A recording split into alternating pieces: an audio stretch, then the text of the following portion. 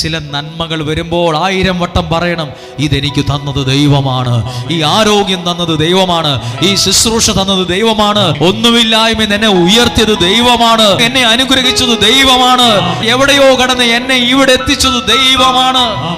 എന്നാണോ ഇതൊരാൾ മറക്കുന്നത്, അന്ന് അയാൾ തോൽക്കാൻ തുടങ്ങും.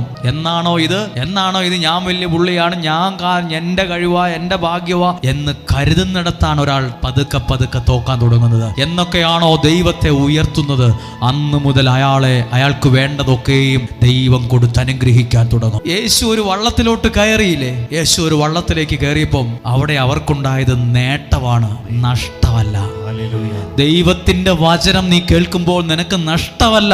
ചിലര് പറയുന്നത് ഇതൊക്കെ ഒരു നഷ്ടക്കച്ചവടം എന്ന് പറയുന്നത് കേട്ടിട്ടില്ലേ?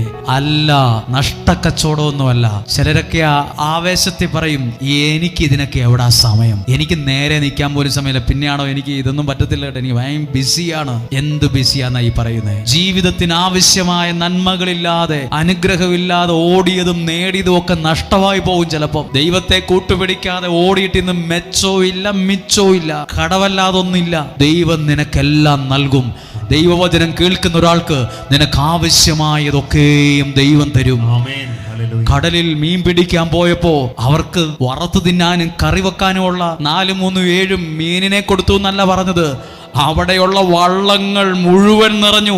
അതിനകത്ത് എഴുതിയിട്ടുണ്ട്, അവർ കൂട്ടുകാരെയൊക്കെ ആങ്ങിങ്ങാണിച്ച് വിളിച്ച് ഇവിടെ വരാൻ പറഞ്ഞു. മറ്റുള്ളവർക്ക് കൂടി കൊടുക്കാൻ പാകത്തിന് ദൈവം ചിലപ്പോൾ നിന്റെ കയ്യിൽ വലിയ നന്മകൾ ഏൽപ്പിക്കും. മറ്റുള്ളവർക്ക് ഉദാരമായി കൊടുക്കാൻ പോലും നിന്റെ കയ്യിൽ ദൈവം ചിലത് ഏൽപ്പിക്കും.